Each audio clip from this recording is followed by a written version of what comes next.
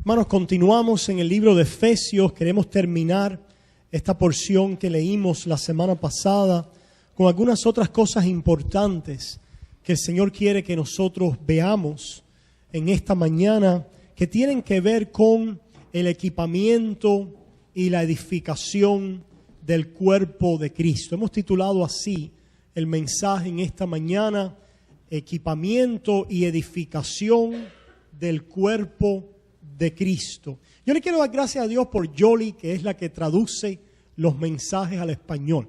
Así que el crédito para ella y cualquier error para ella también. Le doy gracias al Señor porque yo los hago en inglés y Yoli siempre me los traduce, y le doy gracias al Señor por ese servicio incalculable. Vamos a orar. Padre, te quiero dar gracias en esta mañana. Señor, nos disponemos a abrir tu santa palabra. Queremos beber de ella. Queremos escuchar palabra tuya, Señor. Te rogamos que a través de tu Espíritu, Señor, tú prosperes esta palabra en nuestros corazones, que se implante, que germine, que dé fruto allí, Señor, para tu honra y para tu gloria. Perdóname a mí, Señor, perdona mis pecados. Soy indigno, Señor, para esta labor, pero te doy gracias porque me has hecho apto y me has calificado para hacerla.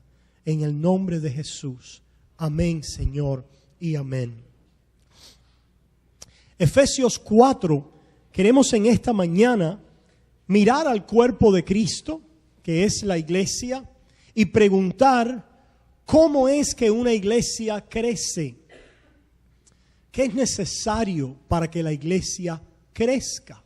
¿Qué es una iglesia creciente? Por supuesto, ya hemos hablado acerca de la unidad que es necesaria, que es la voluntad de Dios para un cuerpo, una iglesia que está unida, y ya hemos visto algunos de los diferentes ingredientes para esa unidad. Pues queremos seguir mirando bajo el microscopio esa iglesia y poder seguir examinando algunas cosas importantes que son necesarias para nosotros como la iglesia para saber qué necesitamos. Y la pregunta es, ¿cuándo es que crece la iglesia?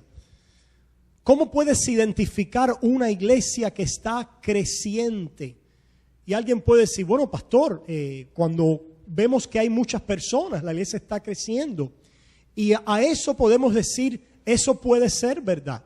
Es verdad que cuando una iglesia se aumenta en persona, puede ser que esté creciendo, pero queremos también ser rápidos para añadir que no igualemos solamente ver muchas personas en la iglesia a crecimiento espiritual en el cuerpo, porque a veces puede haber muchas personas en una iglesia y no estar creciendo.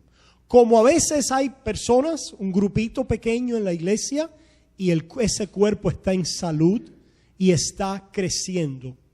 También hay veces que la iglesia es pequeña y no está creciendo y no está en salud ese cuerpo. Así queremos preguntarnos, ¿qué es una iglesia saludable? ¿Cómo crece una iglesia? Y la premisa general para este mensaje es que una iglesia crece cuando está equipada y edificada. La iglesia que crece en salud es una iglesia equipada y una iglesia que está siendo edificada. La pregunta entonces es, ¿cómo sucede esto? ¿Cómo sucede esto en la iglesia? ¿Cuál es mi papel como creyente en ese proceso? ¿Cuál es la dinámica de equipamiento y edificación del cuerpo de Cristo para la obra del ministerio? Leamos entonces la palabra, comenzando en el versículo 7, dice así: pero a cada uno de nosotros fue dada la gracia conforme a la medida del don de Cristo. Por lo cual dice, subiendo a lo alto, llevó cautiva la cautividad y dio dones a los hombres. Y eso de que subió, ¿qué es? Sino que también había descendido primero a las partes más bajas de la tierra. El que descendió es el mismo que también subió por encima de todos los cielos para llenarlo todo. Y él mismo constituyó a unos apóstoles, a otros profetas, a otros evangelistas, a otros pastores y maestros, a fin de perfeccionar o equipar, a fin de perfeccionar a los santos para la obra del ministerio, para la edificación del cuerpo de Cristo, hasta que todos lleguemos a la unidad de la fe y del conocimiento del Hijo de Dios, a un varón perfecto, a la medida de la estatura de la plenitud de Cristo, para que ya no seamos niños fluctuantes, llevados por doquiera de todo viento de doctrina, por estratagema de hombres que para engañar emplean con astucia las artimañas del error, sino que, siguiendo la verdad en amor, crezcamos en todo en aquel que es la cabeza, esto es Cristo, de quien todo el cuerpo, bien concertado y unido entre sí, por todas las coyunturas que se ayudan mutuamente, según la actividad propia de cada miembro, recibe su crecimiento para ir edificándose en amor. Hermanos, lo primero que vemos en este pasaje es que dice que a cada uno de nosotros le fue dada la gracia conforme a la medida del don de Cristo. ¿Y qué quiere decir esto? Quiere decir que cada creyente, cada pecador, redimido por Cristo, por su sangre, que cree en Cristo, Dios le da al menos un don, un regalo de gracia. En otras palabras, Dios ha salvado a pecadores y ha enriquecido a un pueblo con dones precisamente para lograr sus propósitos en la iglesia. Si ustedes se fijan, dice que ¿quién es el que nos ha dado estos dones? Dice que es aquel que descendió.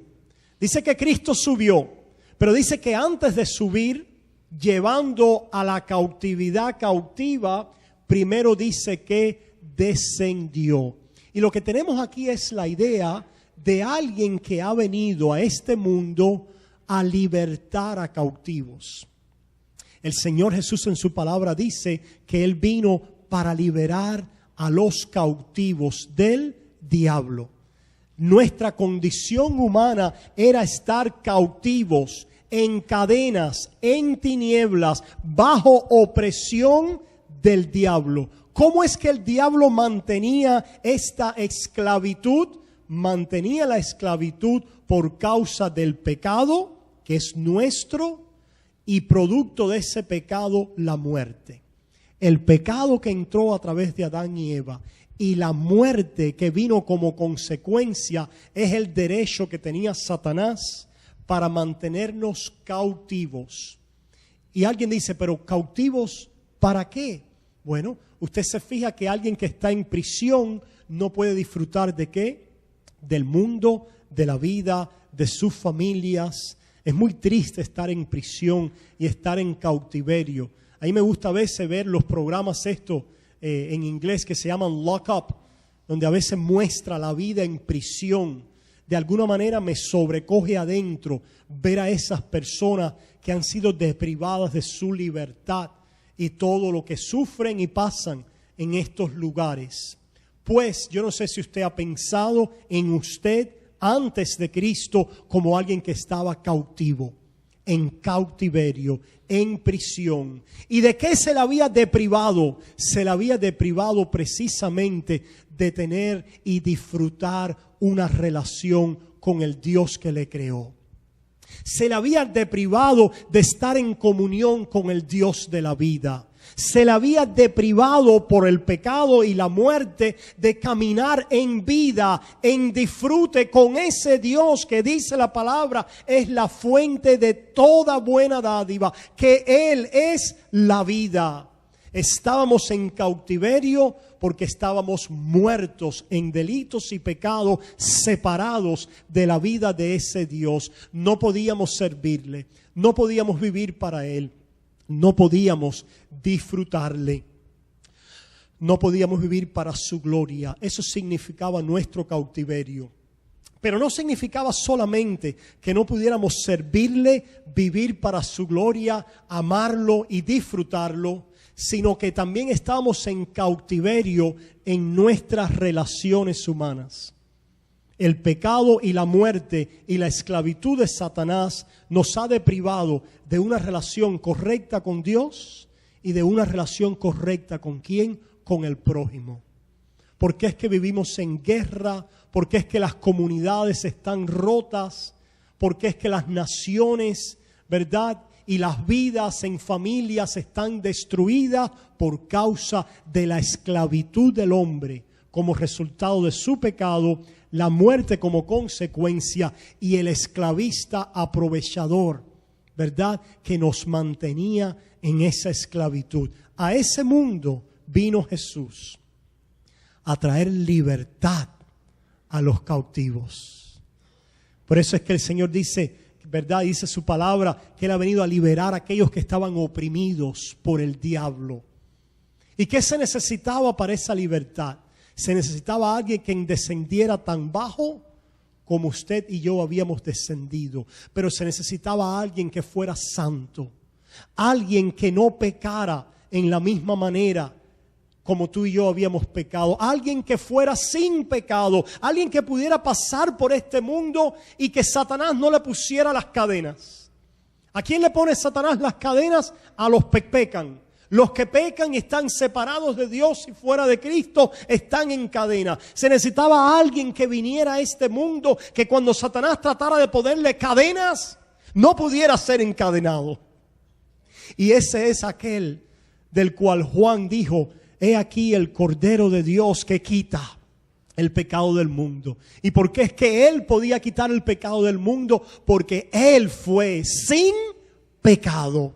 Dice, igual que nosotros en todo, mas sin pecado. Dice que el que no conoció pecado fue hecho pecado por nosotros. Él no pecó, pero el castigo que nosotros merecíamos de estar separados para siempre de Dios y en guerra perpetua con nuestro prójimo, el Señor vino y lo tomó voluntariamente. No porque el enemigo le puso las cadenas, no porque pecó y quedó encadenado. Si Cristo hubiera pecado, hubiera quedado en prisión y encadenado en la misma manera que usted y yo estábamos antes de venir a Él. Pero como Él era el santo, el perfecto, el Hijo de Dios, aquel en el cual dijo, en Él tengo contentamiento.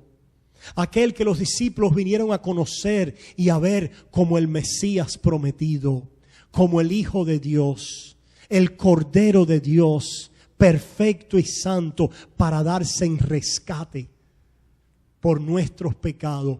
Este pasaje dice, Él descendió, porque allí estábamos nosotros.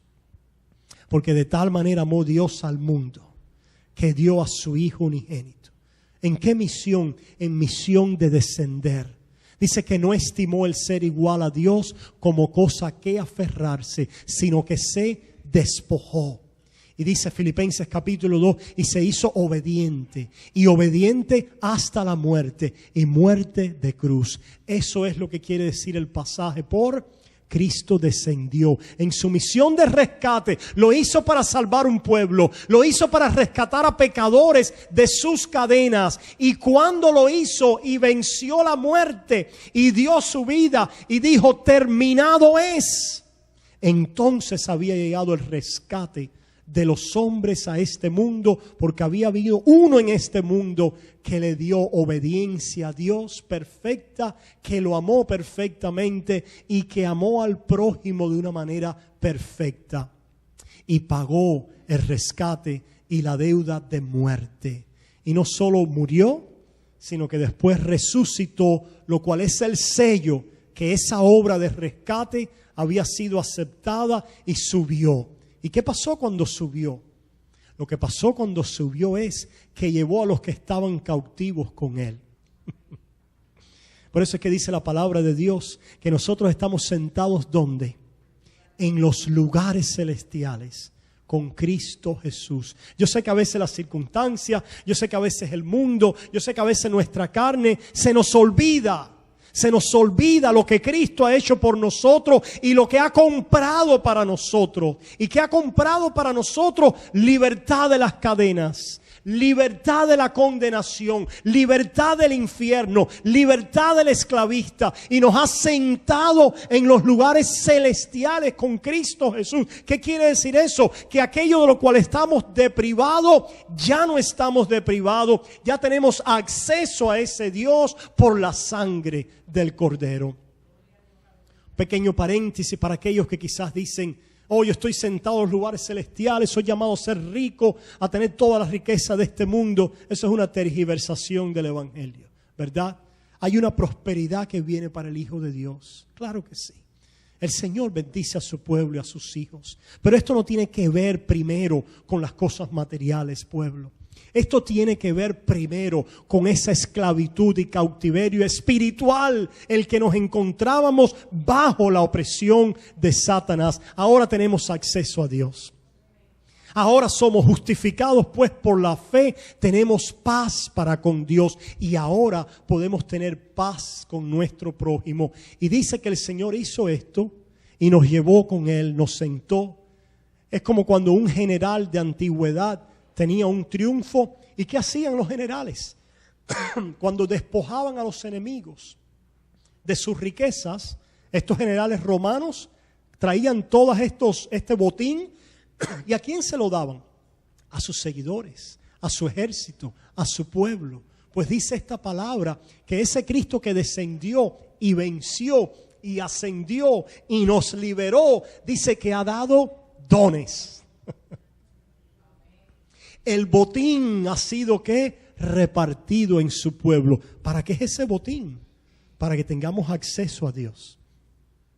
Para que ahora podamos disfrutar de nuestra compañía con Dios. Para que ahora podamos tener relación con Dios. ¿Y para qué es ese botín también? Para que podamos ahora relacionarnos en comunidad con el pueblo de Dios.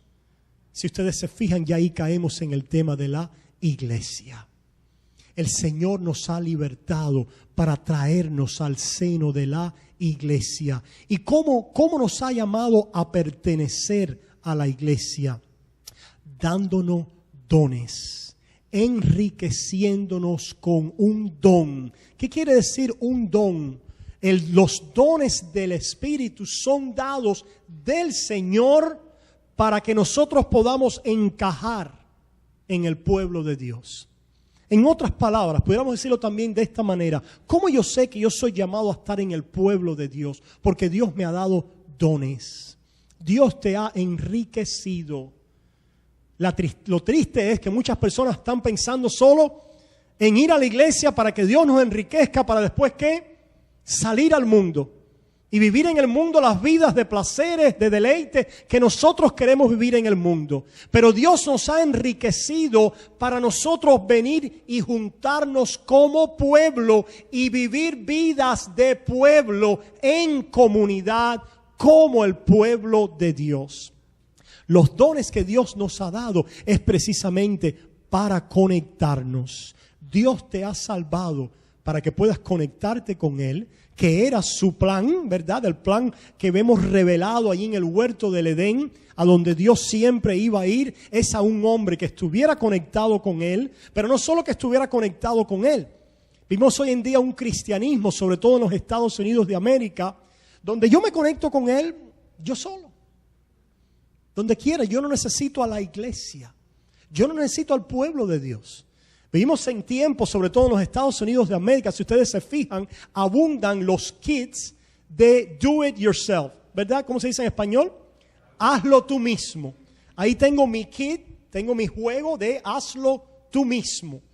Y vivimos en un tiempo donde la iglesia se le ha vendido la mentira de alguna manera, que Dios lo que quiere es enriquecerte para que tú lo hagas tú mismo.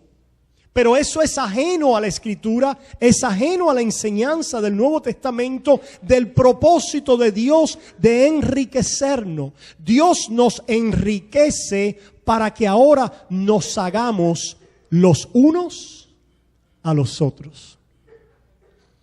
Yo te quiero decir en esta mañana que no hay ningún cristiano que se haya hecho a sí mismo.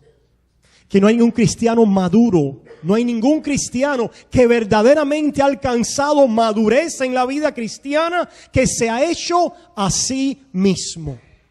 Dios ha dado dones y estos dones del Espíritu es para que podamos conectarnos y nos hagamos los unos a los otros. ¿Para qué son estos dones? Mira lo que dice la palabra en el versículo 12. A fin de perfeccionar a los santos para la obra del ministerio, para la edificación del cuerpo de Cristo. ¿Qué es lo que está haciendo el Señor, pueblo? El Señor está edificando un cuerpo. El Señor no está edificando un individuo. El Señor está edificando ¿qué?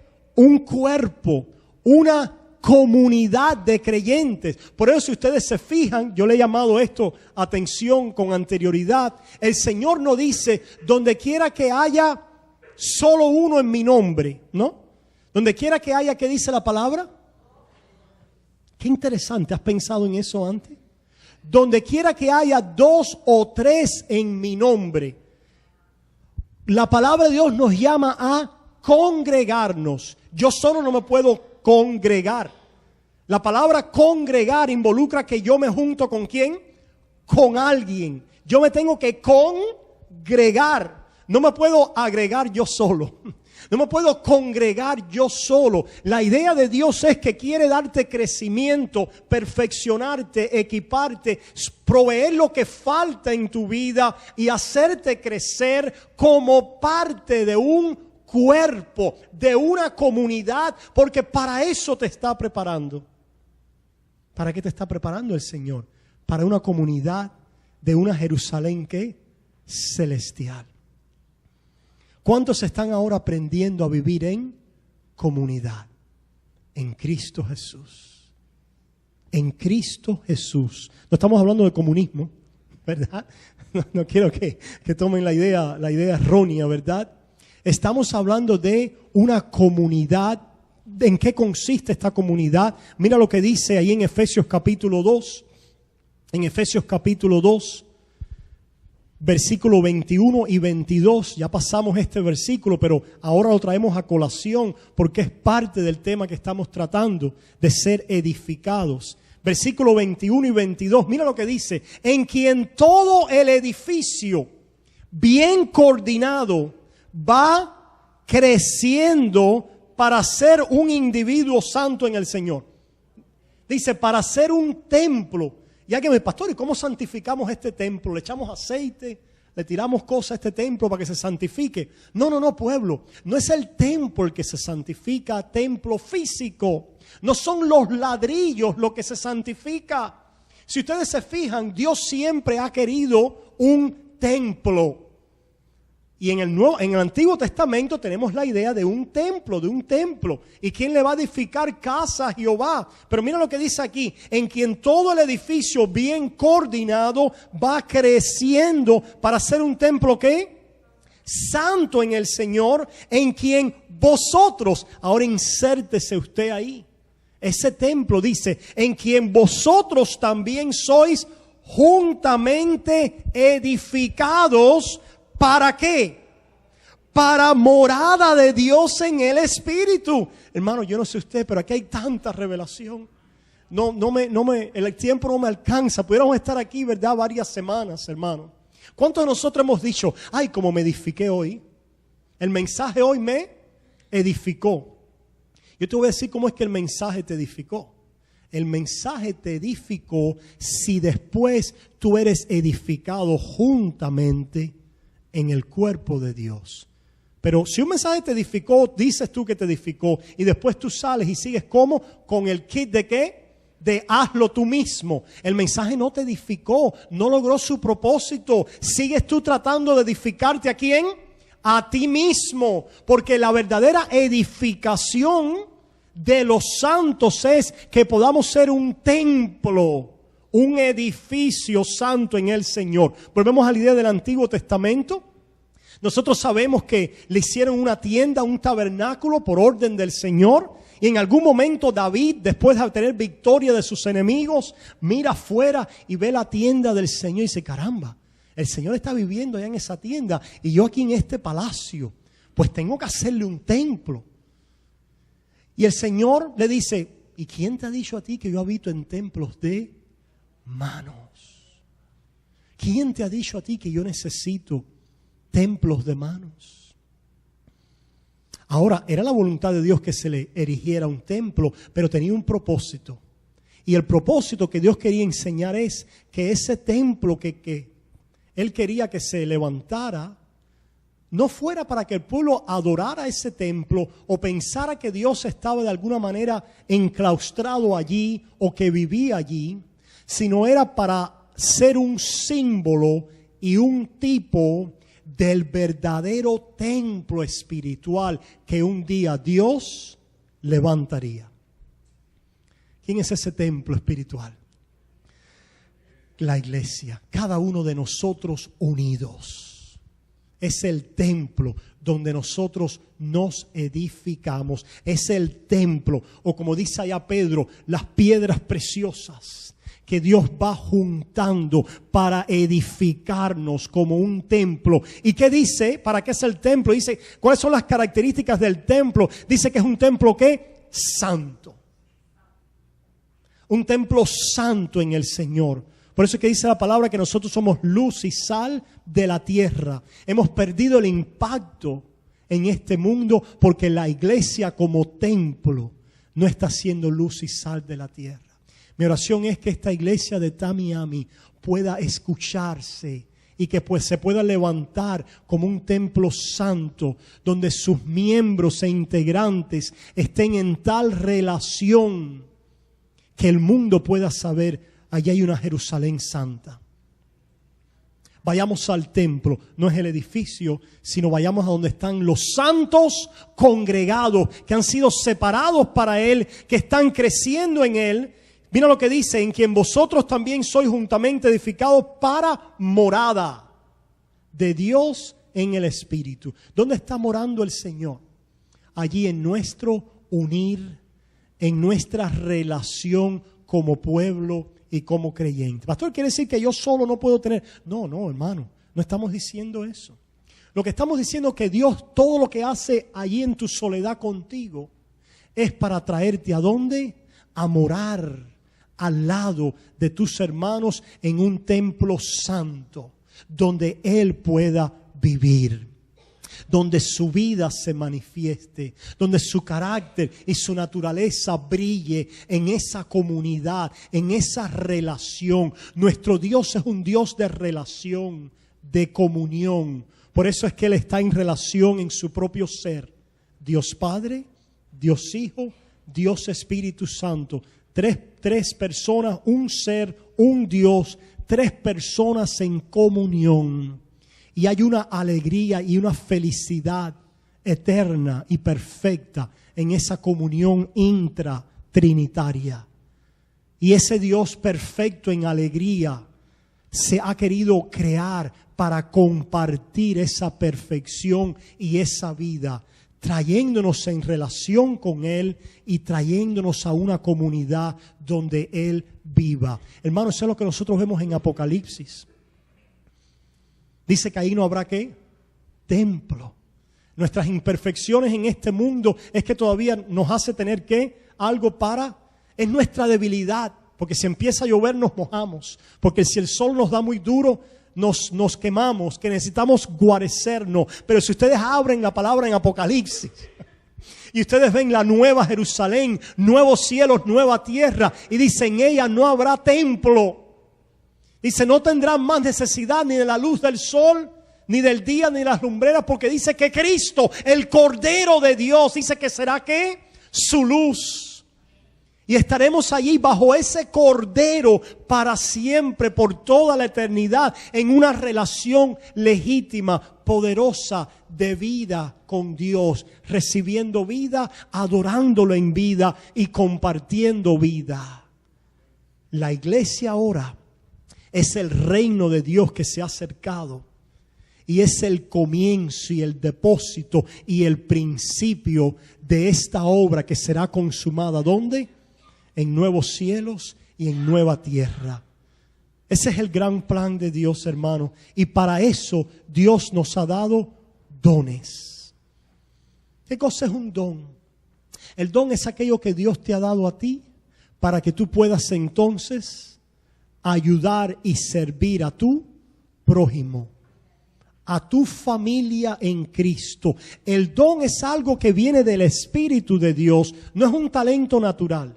Muchos de ustedes tienen talentos naturales que también son partes de la provisión de Dios en tu vida. Pero como hijo de Dios, como un redimido, Dios ha puesto un don en tu vida, te ha enriquecido para que pertenezcas.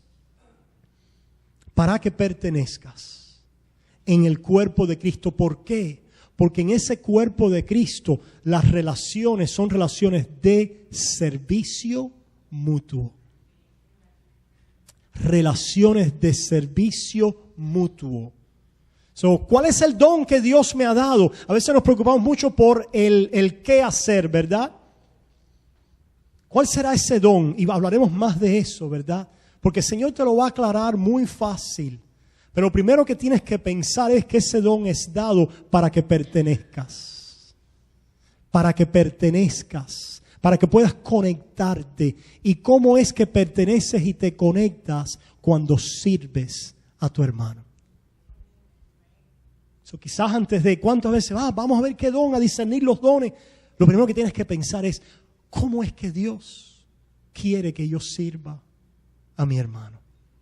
Porque te ha puesto para pertenecer y para eso te ha dado dones. ¿Cuál es el crecimiento? El crecimiento dice que es en la cabeza, que es ¿qué? Cristo. Cristo, que crezcamos en todo en la cabeza. Los dones son dados para que crezcamos en la cabeza. ¿Qué quiere decir eso, hermanos? Hermanos, que eventualmente el crecimiento luce como alguien que está siendo transformado a la imagen de Jesús.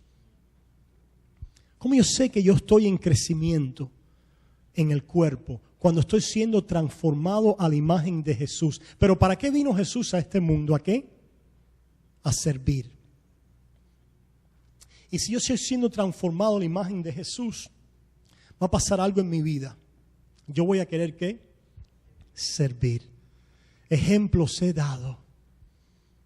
Amaros los unos a los otros. Vamos a hablar ahora del amor también. Pero el amor es manifestado ¿en qué? En el servir. Y ese servir es para Jesús. Él es la cabeza. Lo hago en la agenda del Señor, en su reino. El crecimiento es que crezcamos en santidad y en justicia, pareciéndonos a Jesús. Que seamos como Él. Y de ahí entonces la conexión con el fruto del Espíritu. Hay dos formas que pertenecemos en la iglesia. A través de los dones del Espíritu y a través del fruto del Espíritu. ¿Cómo es que yo me parezco a Cristo? El fruto del Espíritu, el fruto de Cristo es amor. ¿Cómo es que yo sé que estoy creciendo en la iglesia? Cuando estoy amando a Dios y amando a mis hermanos. Por eso es que dice la palabra, allá en Primera de Juan, dice, el que ama al que engendró, ama al que ha sido engendrado por él. Ustedes se fijan cómo Dios ha cubierto las dos partes. El que ama al que engendró. El crecimiento que Dios quiere darnos es el fruto de su Espíritu. El fruto de su Espíritu se resume en amor. Y cuando amamos a Dios y amamos al que engendró, al que nos engendró, al que nos dio vida, entonces nos desbordamos en amor a nuestros hermanos. Y ese amor a Dios que se refleja en amar a nuestros hermanos se manifiesta en dones, se manifiesta en actividades de servicio mutua que son posibles por el don del Espíritu y que son motivadas por el fruto de su Espíritu. Ahí está, hermanos, la conexión entre el fruto del Espíritu y mi pertenencia en el cuerpo. Los dones del Espíritu y mi pertenencia en el cuerpo. El Señor, número uno, me levanta a verlo a Él en fe. El Señor, número uno, me levanta y me dice: yo te he redimido, yo te he salvado. Pero enseguida hace algo más. Déjame llevarte un momentico ahí a Gálatas. Y con esto vamos a comenzar a terminar en esta mañana. Ahí en Gálatas, capítulo 5. Mira lo que dice el apóstol Pablo. Dice: porque en Cristo Jesús ni la circuncisión vale algo, ni la incircuncisión, sino la fe que obra por el amor. Subraya esa palabra, esa frase. 5:6, Gálatas 5:6. ¿Qué es lo único que vale? Dice: ni la circuncisión, ni la incircuncisión, nada en el hombre propio, sino la fe. Y dice que es una fe que ¿qué? Que obra. Y dice que obra ¿cómo? Por el amor. Dice: lo que vale es la fe que obra por el amor. ¿Qué quiere decir eso? Número uno, somos salvos solo por la fe, no por el amor, ¿verdad? Somos salvos, escuchen pueblo, somos salvos no por el amor, ni por la fe que obra por el amor. Escuchen, somos salvos solo por la fe. ¿Qué quiere decir eso? Que cuando el Espíritu Santo viene a mi vida y me trae la operación de rescate y me liberta, abre mis ojos para yo ver a alguien que me ha amado, para yo ver al que me amó, para yo ver al que me sirvió. No nos ha servido. Dice: yo no vine a ser servido, sino a servir, a dar mi vida en rescate por muchos. Eso es la fe. La fe simplemente ve la obra de Dios por mí. Esa obra del que me amó, esa obra del que me sirvió, esa obra del que me perdonó, esa obra del que me aceptó, esa obra del que me limpió, esa obra del que me ha dado un futuro con Él, esa obra del que me ha dado un reino eterno con Él. La fe ve eso, lo cree y lo recibe. No está haciendo nada. ¿Qué está haciendo la fe? Creyendo, recibiendo, descansando. Ahora yo me pregunto, si esa fe que así recibe a tal amante Salvador, si esa fe que así recibe a tan diligente servidor, si esa fe que así recibe a tal persistente guardador, a tal fiel protegedor, si esa fe que así recibe a tal amor de un padre en mi vida, no se va a derramar en amor. Y ahí está la conexión entre la fe, que es la que recibe, no obra.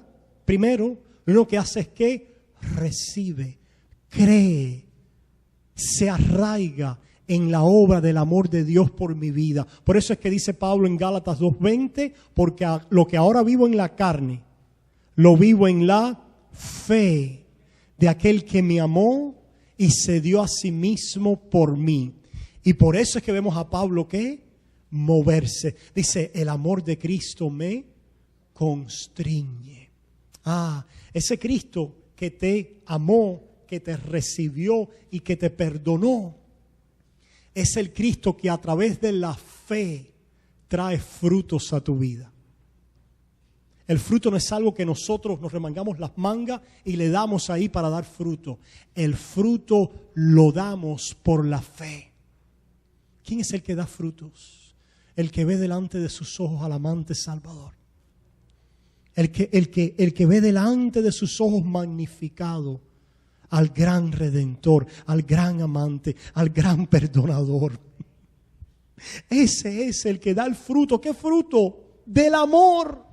Por eso es que la palabra dice: el que mucho es perdonado, mucho ama. Y ahí está la conexión entonces, porque cuando Dios nos hace amarlo a Él, el fruto del Espíritu por la fe obra y obra por el amor. Es decir, la fe no es una obra, pero la fe obra. Porque cuando amamos a Dios estamos obrando. La obra siempre es una obediencia a Dios bajo la ley. ¿Y cuál es el fin de la ley? Si no es amar a Dios, ¿con qué? Con todo nuestro corazón, toda nuestra alma, toda nuestra fuerza, y a nuestro prójimo como a nosotros mismos. Pues la fe nos es dada, no como obra, sino como el don de Dios, el cambio de corazón, para que podamos ver al amante Salvador que nos ha amado. Y esto es amor, no que nosotros lo hayamos amado a Él primero, sino que Él nos amó a nosotros. ¿Cuándo? Dice la Biblia, cuando estabais muertos en vuestros delitos y pecados, cuando erais rebeldes, cuando erais duros de corazón, Él nos amó y nos buscó. Por eso es que el mensaje, no sé cuántos de ustedes estarán oyendo en las noticias, ha salido de Roma, que aún los ateos pueden ser salvos si hacen buenas obras. Eso para nosotros no era noticia, porque ya sabíamos que ese es el mensaje que sale de Roma, ¿verdad? Pero fue algo que fue un shock poder escucharlo de esa manera. Vamos a estar escuchando en estos tiempos el énfasis en el hacer obras y en el amor. Y el enemigo sabe que eso resuena con los hombres. El enemigo sabe que nuestra naturaleza humana de alguna manera quiere reunirse, quiere tener comunidad, y hablan del amor para reunirse. Pero hermanos, dice la palabra de Dios que lo que no es de fe, lo que no procede de fe es ¿qué? Pecado. ¿De qué fe? De la fe que ve a Cristo como el sustituto, como el único camino al Padre. De la fe que recibe la obra del sustituto a mi favor. Y entonces, como resultado de haber recibido esa obra perfecta a mi favor, yo me derramo en amor. Obro. La fe que obra por el amor. El amor es la manifestación de esa fe. Amor a Dios. Y como resultado de amar a Dios, ¿a quién voy a amar yo? Hermanos, esto no falla. Cuando alguien crece en fe, porque decimos a veces, oye, tienes que hacer obra, oye, tienes que amar. Escucha, lo que estamos diciendo cuando decimos eso es que tienes que aumentar en fe. No hay nadie que obre que no ha aumentado en fe. ¿En quién? En aquel que me amó y se dio a sí mismo por mí. No hay nadie que obre que no ha sido arraigado en la gracia de Dios. El que verdaderamente obra en amor verdadero de fruto del Espíritu es aquel que procede de la fe en Cristo Jesús. Porque ahora que Él me ha salvado, ahora Él que me ha perdonado, yo ahora me derramo en amor a Dios y en amor al prójimo. Porque ahora hemos adquirido una deuda de amor. Deuda de amor. Una deuda que no es que Dios dice tienes que hacer esto, tienes que hacer aquello, sino es una deuda que viene a nosotros un mover como resultado del amor de Dios mostrado en Cristo a mi favor. Y ahora entonces yo me levanto de esa adoración a mi Dios y esa gratitud en un corazón enriquecido por el fruto del Espíritu, motivado en poder para obrar a favor de mi vecino, de mi hermano en Cristo Jesús. Y aquel a quien Dios salva por la fe, y aquel a quien Dios enriquece con el fruto del Espíritu, escucha pueblo, aquel que es así salvado y enriquecido, enseguida que tú digas te amo, te adoro, ¿qué hago? Ahí hay un don para ti. Ahí hay un don para ti. No te preocupes. El Señor lo tiene para ti. Quizás la razón por la que no ves el don todavía es porque no has dicho te amo, gracias, te alabo, te adoro, te amo y ahora Señor. En otras palabras, va a una falta de fe en tu vida. Va a una deficiencia de una obra profunda de fe, del amor de Dios en tu corazón. Porque aquel que así se levanta encontrará las riquezas de dones que Dios le ha puesto a su pueblo para que ahora, impulsados por el amor que nos ha llegado de fe, nos movemos y nos conectamos en ese servicio de amor los unos por los otros, anticipando así el reino de Dios. El reino de Dios está con nosotros. La obra del Espíritu en mi vida, dándome fe para percibir y recibir amor, y así manifestarlo a través del don y los dones del Espíritu. Cuando tú abrazas a alguien, cuando tú de pronto, sintiéndote amada por el Señor o amado, dices: ah, caramba, esa persona está en dolor. Y de pronto te derramas como en querer, ¿qué? Alentar a alguien. Eso es un don del Espíritu. Eso es una conexión dada por Dios a alguien que ama del fruto del Espíritu. Ahora el don te conecta. El Señor te da un don. Y así, eso es un ejemplo. El que alienta, el que enseña, el que sirve, el que da. Y así tantas cosas de cualquier corazón que cuando cree y ama, quiere servir. Y ahí tiene Dios el don perfecto para ti, para que pertenezcas en el cuerpo. Vamos a orar. Padre, gracias. Oh, gracias, Redentor victorioso. Nos has liberado para Señor, darnos otra vez en este rescate, restaurar lo que habíamos perdido, para poder vibrar en tu espíritu en amor y para poder accionar en tu espíritu en amor, en ayuda a mi prójimo y en buscar, Señor, la bendición de ellos en mi vida. Padre, te damos gracias porque tú has hecho esta obra, es toda tuya. Dice tu palabra que es de gracia. Yo te pido que sea alguien en esta mañana, Señor, que todavía no pertenece, porque no ha visto a Cristo como el Redentor, el Perdonador, que hoy sea el día de liberación, de salvación a tu vida. En realidad la palabra declara y dice: hoy es el día de salvación. Si oyeres su voz, no endurezcáis vuestros corazones. La palabra declara y dice: venid a mí, los que estáis trabajados y cargados, y yo os haré descansar. La palabra declara y dice: el que creyere en mí, de su interior correrán ríos de agua viva. La palabra declara y dice: si vuestros pecados fueren rojos como el carmesí, vendrán a ser blancos como la lana. La palabra declara y dice que tomaré vuestros pecados y los echaré en el fondo de la mar, y más nunca me acordaré de ello. La palabra de Dios te llama hoy, te insta, y nosotros con ella apelamos a ti a decirte: cree en el Señor Jesucristo, arrepiéntete de tus pecados, voltéate al Redentor, amante y Salvador de tu alma. Y dice su palabra que vendrán de su presencia tiempos de refrigerio. Tiempos de refrigerio, el reino de Dios a través de su iglesia. Recibe tú, Señor, la honra, la gloria y la alabanza. Y el pueblo de Dios dice: amén, amén y amén.